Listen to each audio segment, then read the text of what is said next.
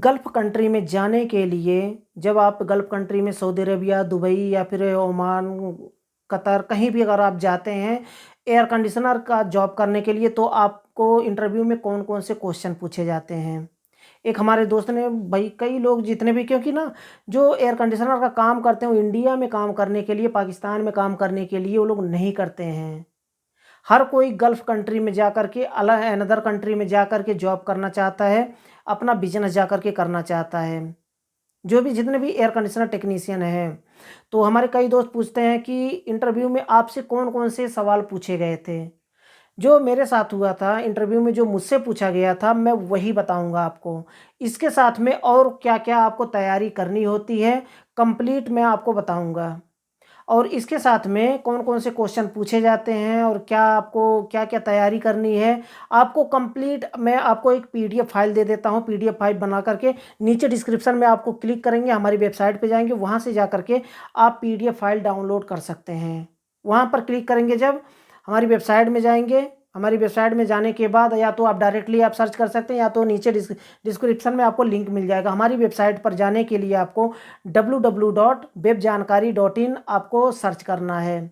Google में किसी भी ब्राउज़र में, चाहे गूगल में, क्रोम में या फिर फायरफॉक्स में या फिर किसी भी ब्राउज़र में आप जा कर के यूसी ब्राउज़र में या फिर ओपेरा मिनी ब्राउज़र में कहीं भी आप सर्च करेंगे लेकिन www डॉट लगाएँगे, नहीं लगाएँगे तो भी क्योंकि जो मेरा वेबसाइट है ना ऑफ़िशियल वेबसाइट है और प्रोफ़ेशनल वेबसाइट है, तो आप www डॉट लगाएँगे या नहीं लगाएँगे, फिर भी हमारी वेबसाइट पर आप विज़िट कर पाएँगे।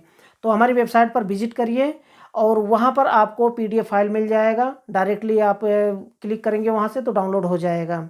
वहाँ से आप रेडी कर सकते हैं। चलिए हम बात करते हैं कि मुझसे कौन-कौन से सवाल पूछे गए थे और वीडियो में भी मैं बता देता हूँ कि क्या-क्या आपको तैयारी करनी होती है। मुझसे जो पूछा गया था मुझे कितना और कितना परसेंट मुझे मिला था, ये भी समझ लीजिए। मुझे मिला था सिर्फ़ 60% मिला था मुझे, 100% में से 60% मुझे नंबर मिला था। लेकिन फिर भी जहाँ मैं वीज़ा अप्लाई किया था, वहाँ पर मेरा पास हो गया 60% में ही पास हो गया। क्यों?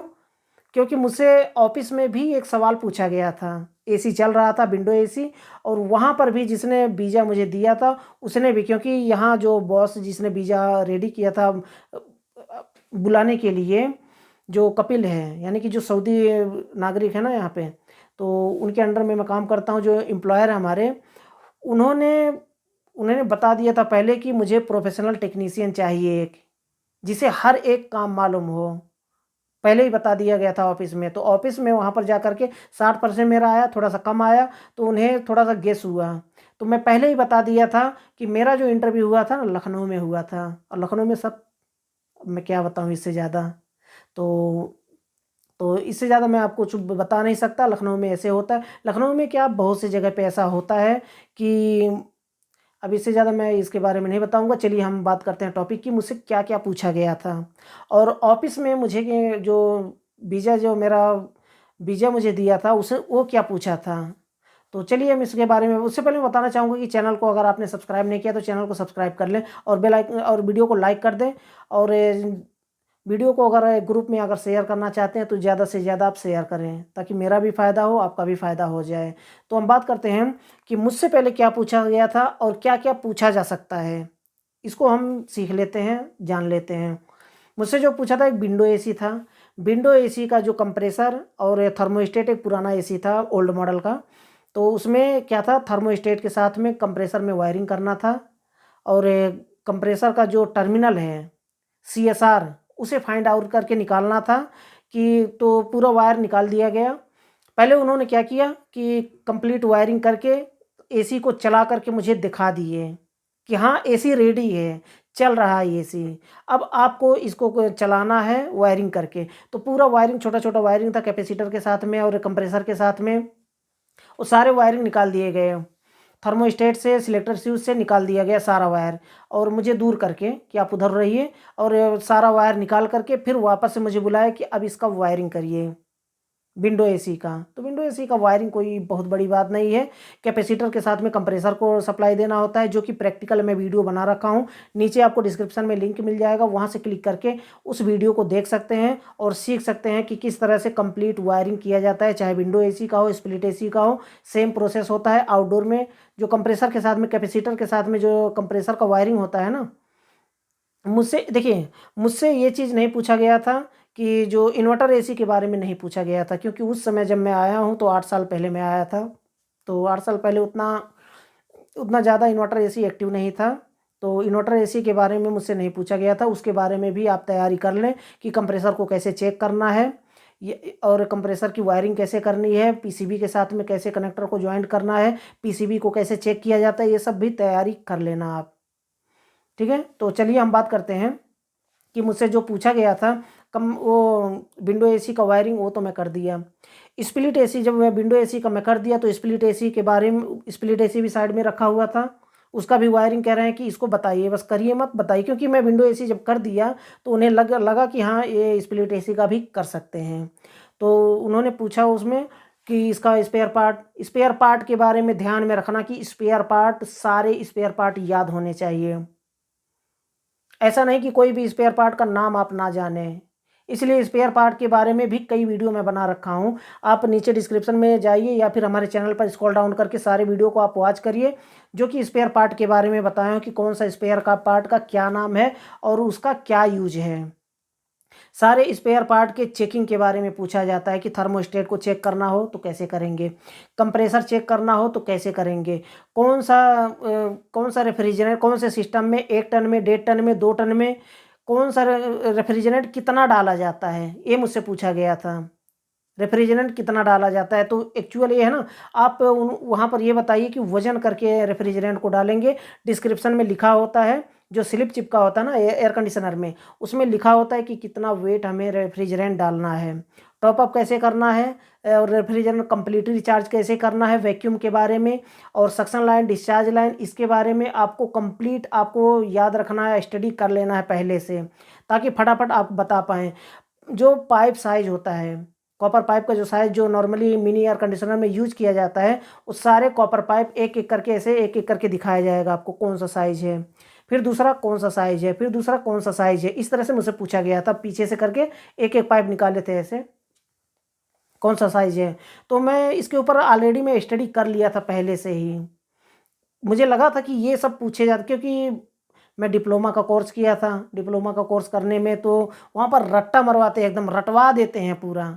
जब डिप्लोमा का कोर्स किया जाता है वहाँ पर जो प्रैक्टिकल होता है, प्रैक्टिकल में हाथ थोड़ा कमज़ोर होता है, लेकिन यहाँ पर बहुत तेज होता है दिमाग, क्योंकि कॉपी में लिखा होता है, कौन लिखा होता है उसको हम रट लेते हैं, याद कर लेते हैं। स्पेयर पार्ट उसका चित्र बना करके और उसका चेकिंग क्या होता है सब कुछ बता दिया जाता है। मोटर की चेकिंग कैसे करते हैं, मोटर और कंप्रेसर दोनों एक समान होता है चेक करने का तरीका। सीएसआर को फाइंड करना, ये आपको याद होना चाहिए कि सीएसआर को फाइंड कैसे करते हैं। इसके साथ में गैस को आपको देखना है कि कौन से रेफ्रिजरेंट का प्रेशर कितना होता है, R22 का, R410 का, R32 का, R290 का, जितना भी और R12, पहले तो R12 भी चलता था, तो उस समय मैं बता दिया था, R12 भी पूछा गया था, लेकिन 12 अब नहीं पूछा जाएगा।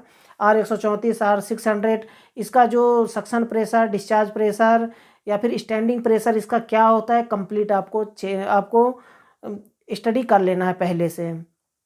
इसके साथ में स्प्लिट एसी, विंडो एसी दोनों पूछा जाएगा आपको, आपके सामने वहाँ पर रखा रहता है, इंटरव्यू में रखा रहता है, जहाँ भी इंटरव्यू होता है तो वहाँ पर आपको बताना होता है कि हाँ ये इसका ये चेकिंग होता है, इसका जितने भी स्पेयर पार्ट होते हैं सब आपको, जैसे फ़ैन मोटर हो गया, कंप्रेसर हो गया, कैपेसिटर हो गया, या फिर आउटडोर फैन मोटर हो गया, इंडोर ब्लोअर मोटर हो गया, विंडो एसी का जो मोटर होता है विंडो एसी का, और कूलिंग कॉइल कौन सा है, कंडेंसर कौन सा है, सक्शन लाइन कौन सा है, डिस्चार्ज लाइन कौन सा है, कंप्लीट आपको तैयार कर लेना चाहिए। उसके बाद ही आप इंटरव्यू में जाएं। और जो इससे पहले मैं जितने भी इंटरव्यू में पूछे जाते हैं ना, सारे वीडियो में बना रखा हूँ। जो कंडेंसर में और कूलिंग कॉइल में जो पतले पतले फिन्स होते हैं, कॉपर पाइप एक तो होता है ऐसे ऐसे करके, जो कि कोई यहाँ पर आप दिखा दे रहा हूँ मैं, यहाँ पर कूलिंग कॉइल आप देख लीजिए, कूलिंग कॉइल, कंडेंसर, एक कॉपर पाइप होता है। कॉपर पाइप के जो जो पतला पतला फिन्स होते हैं, पतला पतली पत्तियाँ लगी होती हैं, वो क्या काम करता है, इसको भी आपको स्टडी कर लेना है कि क्या काम करता है वो। पतले पतले फिन्स हैं, इसको मैं वीडियो इसके ऊपर प्रैक्टिकल में बना रखा हूँ, बिल्कुल सिस्टम के साथ में जा करके कि किस तरह से वो काम करता है। और सक्शन लाइन, डिस्चार्ज लाइन, और ये जो हाई प्रेशर, लो प्रेशर, आपको ये सब तैयार है। लिक्विड लाइन, ये देखिए लिक्विड लाइन और डिस्चार्ज लाइन दोनों का एक ही नाम होता है, लिक्विड लाइन और discharge line. Suction line, back pressure, ये सब आपको तैयार कर लेना है कि बैक प्रेशर किसे कहते हैं, सक्शन लाइन, डिस्चार्ज प्रेशर किसे कहते हैं, स्टैंडिंग प्रेशर किसे कहते हैं। इस वीडियो में मैं थोड़ा सा बता देता हूँ आपको। जब सिस्टम रुका हुआ होता है, यानी कि कंप्रेसर नहीं चल रहा है, तो उस समय जब हम प्रेशर चेक करते हैं तो वो जो प्रेशर शो होता है वो स्टैंडिंग प्रेशर कहलाता है, चाहे जो भी रेफ्रिजरेंट हो।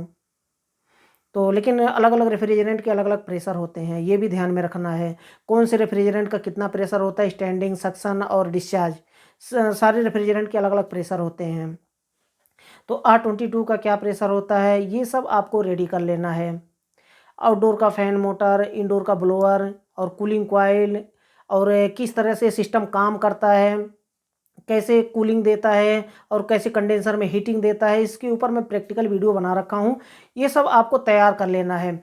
अब मुझसे ये जब 60% मुझे नंबर मिला था, तो जब मैं ऑफिस में गया तो वहाँ पर मुझसे क्या पूछा गया, विंडो एसी एक चल रहा था ऑफिस में, तो उन्होंने पूछा कि ये जो विंडो एसी में थोड़ा सा साउंड आ रहा था, जो उसका फ़ैन मोटर है ना, जो पीछे एग्जॉस्ट फ़ैन लगा होता है, वो कहीं टकरा रहा था। जब चलता है तो कहीं ना कहीं टच होता है, उसमें कुट कुट कुट कुट करके आवाज़ आ रहा था।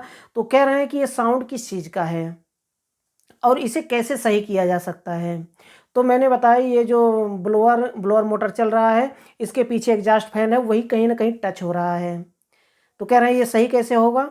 मैं बोला कुछ नहीं करना है, उसको निकालना है और जहाँ पे ढीला है, अगर मोटर कहीं ढीला है तो उसे उसे टाइट करना है, और जहाँ पे टच हो रहा है वहाँ पे थोड़ा सा फिक्स कर देना है, बस दैट्स इट, कुछ भी चेंज नहीं करना है इसमें। वो कह रहे हैं परफेक्ट। एक टेक्नीशियन को मैं बुलाया था, वो यही बता के गया है। तुरंत उन्होंने मेरा वीज़ा प्रोसेसिंग में डाल दिया, तुरंत मेरा वीज़ा अप्लाई हुआ और मेरे पासपोर्ट पे प्रिंट हुआ, तुरंत मैं निकल गया। तो इसी तरह से होता है इंटरव्यू में। तो मुझे लगता है कि फिर भी कोई डाउट है, कोई क्वेश्चन और भी कुछ है जो आप जानना चाहते हैं, पूछना चाहते हैं, तो बेझिझक आप मुझसे पूछ सकते हैं। मैं उसका रिप्लाई जल्द से जल्द देने की कोशिश करूंगा। तो आज के लिए बस इतना ही था। अगले वीडियो में फिर जल्दी मिलते हैं एक नए टॉपिक के साथ। चैनल को सब्सक्राइब नहीं किया तो चैनल को सब्सक्राइब कर लें और वीडियो को लाइक कर दें।